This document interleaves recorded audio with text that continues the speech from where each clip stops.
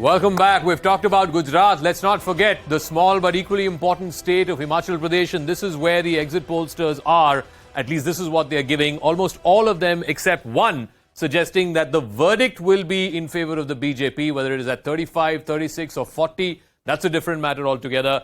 Except the Axis poll, which is saying that the BJP will not reach the magic figure of 35, 36. It's the Congress that will get there. All other pollsters, the remaining 5 other pollsters are saying it's going to be the BJP's to win. But let me take you back again to my colleague Anand. This time it's quadcopter नहीं है, आपने कुछ और नया. Absolutely. देखो ये क्या है कि हमारी जो टीम है वो कहती है कि भाई कितना उड़ोगे भाई, अब थोड़ा ऊपर आप थोड़ा उछलो, अब उछाल रहे हैं मारिया, इसको ऐसा कर रहे हैं कि अब आपको दिखाता हूँ क्या समझाऊं मैं. Have a look at this, ladies and gentlemen. आओ भाई, आ जाओ, आ जाओ, आ जाओ. Oh, this is quite a nightmare. I have told them that you need to get me. अच्छा एक step पीछे. All right, there you go. Here it comes slowly, lovely, fantastic. Now I have to get in and I have to lock myself because when it goes up, झटके से जाता है. आराम से. Now slowly. Now this is what we are doing. We are going to set up how, based on the poll of polls, the Himachal Assembly looks. अब मेरे पीछे देखिए. आजा, sim sim. There you go. It's all opening up one by one, and these dots, based on the colors, ladies and gentlemen, you will realize who we are talking about. So, to my right, you'd see the BJP and the exit pollsters right up there. You have the leaderboard, and this leaderboard very clearly says BJP's got 36, so they are past the halfway number. That is, and they are in position to form government. Now, if they get 36, will it stop at 36? Can it be a hung person? No. That's what most pollsters and experts believe, that perhaps Axis has got it wrong as far as Himachal is concerned. Reporters who have gone on ground, and we'll go back to Maria on that, they are not believing. They're leke ja rahe hain. Then it will be history again. Congress slipping down further. Aam Aadmi Party not there on the leaderboard. They left it halfway down. So it just looks like this time around, these exit polls show that the BJP is holding on to Himachal and once again scripting history. Because Himachal has always been कभी तू कभी मैं, as far as BJP and Congress is concerned. But चलिए अब उतार दीजिए. तो this is the whole scenario. आराम से भाई. Okay, there you go. So this is what it is. Zaka and Maria, कैसी लगी this trip? चलिए भाई, अब आपको उतार दिए हमको, हम बाहर आ रहे हैं. अब आप जाइए. Off they go. There you go. That's some magic. Well, like I said, virtual, real and the artificial. And he was inside the assembly showing the numbers and he's back in the studio. Looking slightly bigger than us. So Maria, what, according to you, would be the X factor? Because look at the exit pollsters again. Anywhere between 32 to 40, 34 to 49, one survey saying 38. Except Axis, I'm going to blank Axis out, but the others are all saying in the 30s. What could be the X factor that could change this? I think the X factor would be Prime Minister Narendra Modi and his connect with the state of Himachal Pradesh. He has had that connect in which he was also dialing the rebels. Yeah. Zaka, that video that went famous. But the message again that is coming from that is whether it will be Rivaj or the tradition. Let's see what happens. But in Himachal, was there visible anti-incumbency? You and I had a chat after I came back from Solon's, Shimla and that entire Hamirpur belt. No, it wasn't. But in case, because the Congress was leading its entire campaign on OPS, then it's a state that believes in government jobs. It's not ready to move away from that government jobs narrative to entrepreneurship, which is evident in multiple states of India. So that is, I think, it's going to set the narrative. 2 states, one, a state that believes in government jobs, another state which has had traditional businesses but is moving towards entrepreneurship. If entrepreneurship becomes the dominant narrative, then let's be clear, it will be about Sangathan, Netritva and entrepreneurship. That also then takes a larger conversation which we can have through the course of this Result Day Live. Is this freebies versus work your way towards benefits? So welfare, that's a big one. Let's quickly get a check of what's happening at the live results hub. It's it's a long day. Chai nasta sab karne. It's all empty around you. After some time, it's going to be buzzing, Griha. It's going to be really buzzing. I hope you've got comfortable footwear. Because if you are there on uncomfortable footwear, then you're going to have a lot of laps. And I hope you're counting the steps. Because by the end of this all, you would have set a new record. Anand, you said it. because this is that one go-to, the golden word that I got for people there, my good friends in Delhi, that you have to wear comfortable footwear, even if you are in your formals, no heels. So I have taken their word for it, because it's the first time I'm covering CNN News 18's live results hub. This entire place that I can show you around here is going to be buzzing. These phones that you see, these are all hunting lines. This right here is Himachal. This entire station is where the results from Gujarat come in. Now, once these hunting lines continue to ring, they don't stop. So what happens is, we have about 68 polling booths in the state of Himachal alone, and we've got about 75 reporters who are actually trading all those polling booths. Now, why that increased number is because one particular polling booth might just have 2-3 stations, and that's why we'd have one reporter each to take care, so that we don't miss out on any leads, any winner announcement. So that reporter goes ahead, calls us here, and there is no chance that he can get any lines as busy, because there's so many phones, all these hunting lines. All our colleagues over here sitting will be picking up the call, and once that call gets picked up, the number is entered it flashes on the screen. Well, it's going to get busier also, because there will be the entire might of the News 18 network, which will also be giving you company in a short while from now. तो अगली बार हमको Alexa को बोलना पड़ेगा, एक इसके लिए भी फोकलिफ्ट लेके आओ, ताकि उठा के इसको अलग-अलग जगह रख सके. But we'll come back to you, swing back to you to the live results hub in just a bit. Griya, thank you for that. Let's go across to Sanju Verma, Prashant Pratap, Nimi Rastogi with us, Rashid Kitwai, Sanjay Kumar, and also Madhav Nalapar ji. All of you, thank you very, very much. अब हिमाचल की बात करते हैं संजू जी. आप शुरू में ही हिमाचल पे बोल रही थी. अब आप मुझे बताइए, हिमाचल में कितने पार? Anand, I want to say with tremendous confidence, not being overconfident, we are forming the government in Himachal Pradesh, and last time we won 44, and if you look at the average range of various pollsters, it is between at the lower end 35, going up all the way to 39, 40. 35 is what you need to you have conveniently skipped the one who said that you're stuck at 33 each. You have also skipped the one who said you may not even break into the 30. You're holding on to the numbers convenient to you, which is good. Chalega, but my job is to highlight all of them. Ji. 10 seconds, Anand.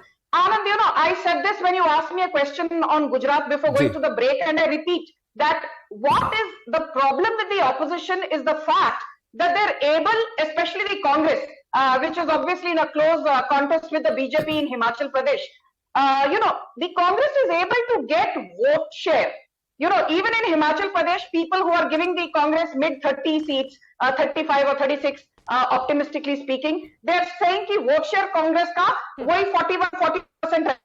My point is that Congress manages to get a 41% vote share in Himachal Pradesh, but will it be able to translate that into winnable seats? When you're saying 41% vote share for the opposition or the challenger, that's the Congress, but Sarkar BJP ki, that means the Aam Aadmi Party returns or not.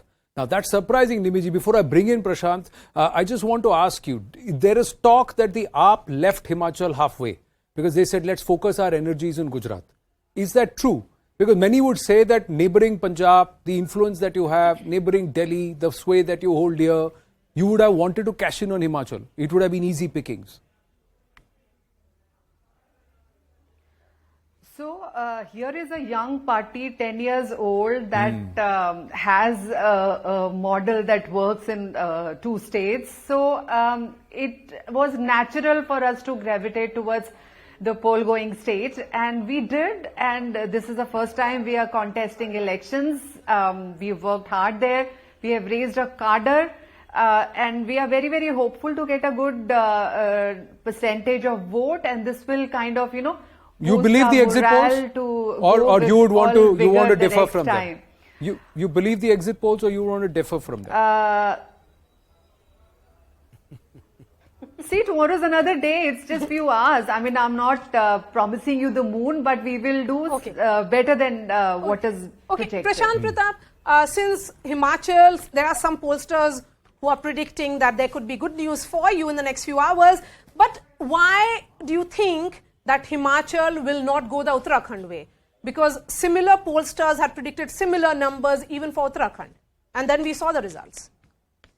One of the pollsters revised their percentage for Gujarat.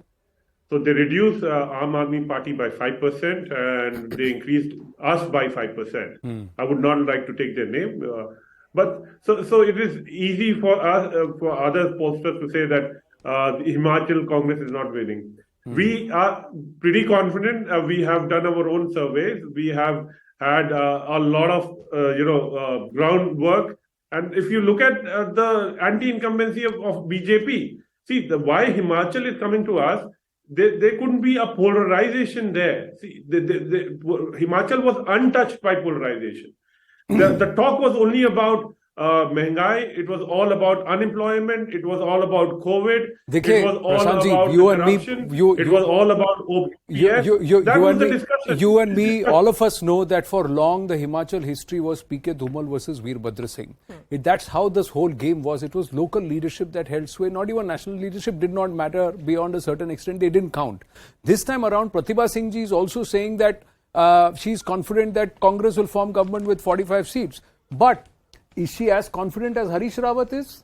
In terms of, is it going to go the same way? When people What's are going to be making the the story? Uttarakhand Himachal comparison, one Yeah. second. When they're making the Uttarakhand Himachal comparison, I think people tend to forget one of the reasons why the Congress botched up Uttarakhand was the manner in which they botched up this whole chief ministerial candidacy around Harish Rawat.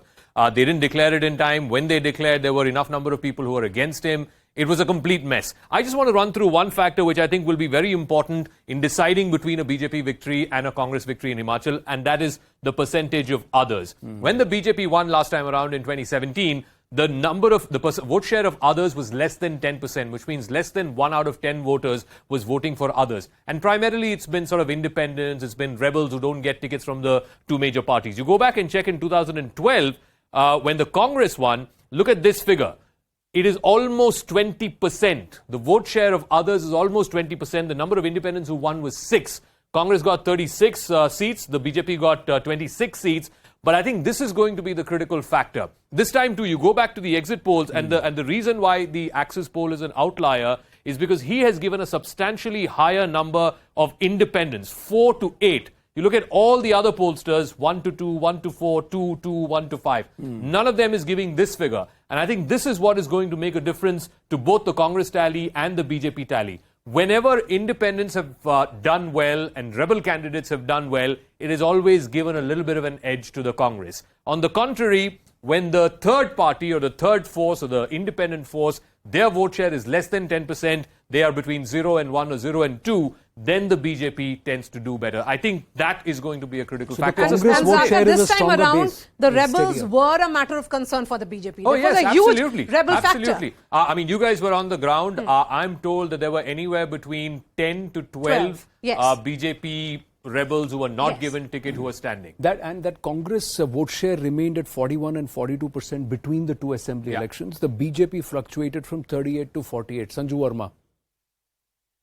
I want to make one very important point. Zaka touched upon Uttarakhand, and I'll tell you why I'm making the Uttarakhand point here. If you notice, in the assembly elections of 2022 in Uttarakhand, our vote share was limited to 44%. Congress vote share was about 38%. There was barely a 6% difference in vote share. But look at the number of seats.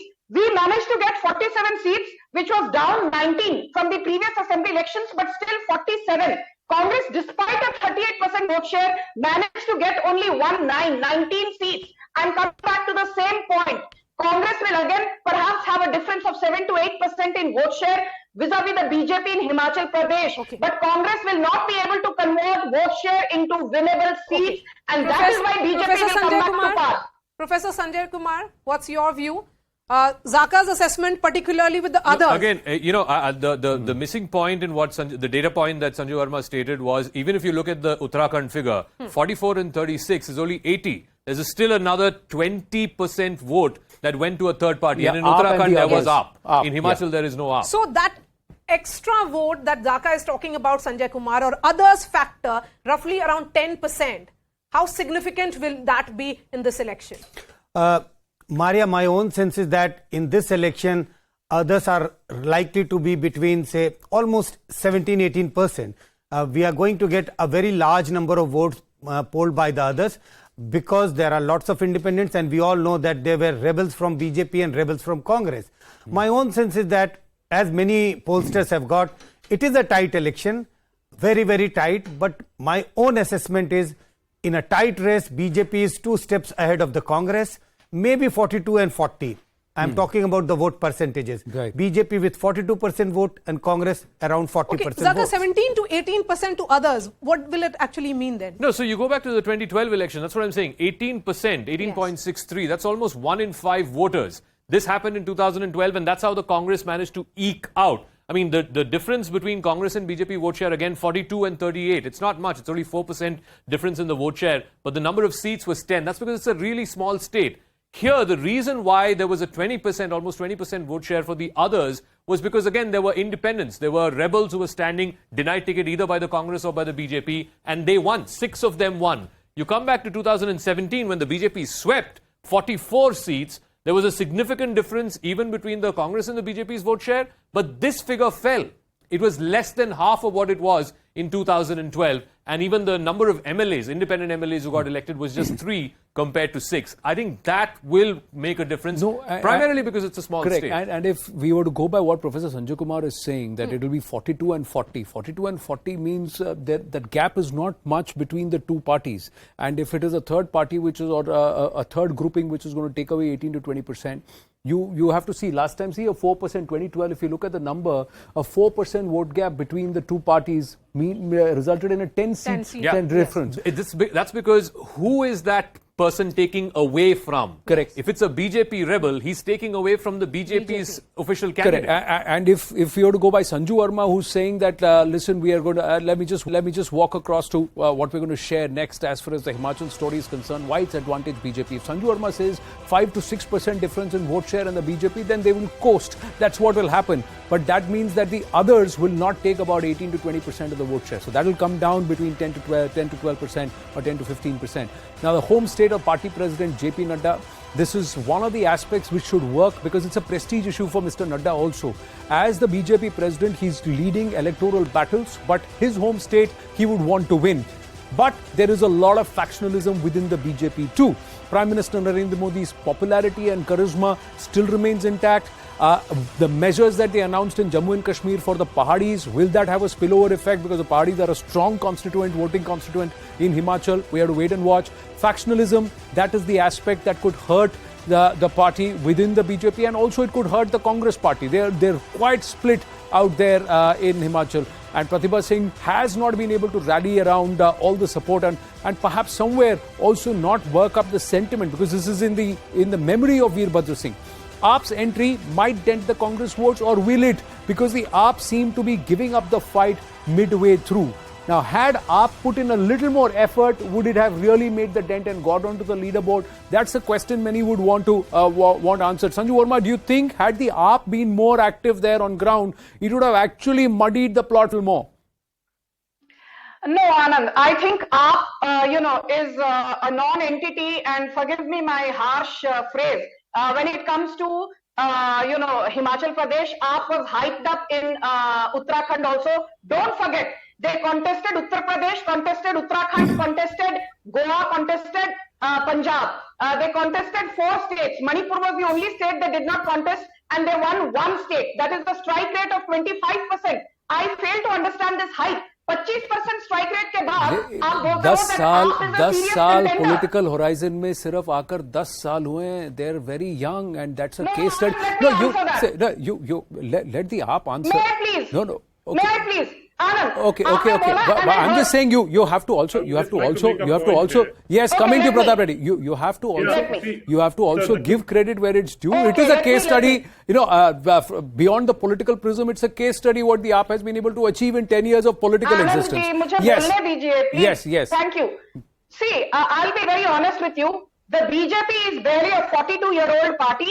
The BJP has zero presence in Bengal. This time around in 2021, it actually became a serious contender. We rose from 3 seats to 77 seats, from a vote share of 10% to 38%. But किसी ने ये नहीं कहा that BJP was irrelevant in Bengal politics. And look, from 3 to 77 is more than a 2,400% jump. तब तो आपने कहा, no, जो जीता वही Sikandar. The same logic applies. applies to Aam Aadmi Party. BJP is also a young 42-year-old party. उस हिसाब से तो कांग्रेस को हर इलेक्शन जीतना चाहिए. This is more than a 137-year-old party. These things don't work, Anand, in politics. Well, these things do apply, and the BJP set the benchmark so high that they got caught in that benchmark, Sanjuji. You have to see that the benchmark that the BJP set for itself in Bengal, it's not a mean achievement to go from 3 to 77. It is a phenomenal achievement. But you set the benchmark so high that people expect that you to meet that benchmark. Went to 211. Yeah. She got the highest mandate in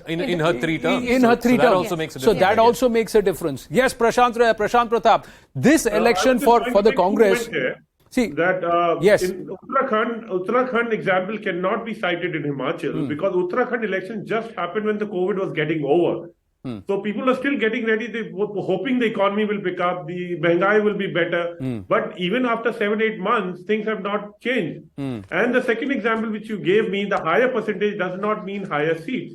If you remember in Karnataka, the last time Congress had a higher percentage. And we still got lesser seats than BJP. So these two examples possibly would not work. Yeah, but Karnataka was a multi-party scenario. Karnataka was a multi-party scenario. Himachal is a different game altogether. One aspect which you must realize is that there is a Congress voter there. In states where you are in direct fight with the BJP, there is a Congress voter waiting that somebody will do something about it. They're still voting for the Congress and saying, do something. That's what they're saying. 77 से 92 का रास्ता गुजरात में और यहाँ पर 44 का रास्ता या 34 का रास्ता हिमाचल में. Was that easier for the Congress to traverse compared to what the BJP had to achieve? Think about it, sir. Especially with a voter base ready to vote for you. It's the BJP voter who's fluctuating. Let's try and look at quickly the national picture, what it will signify and what it means.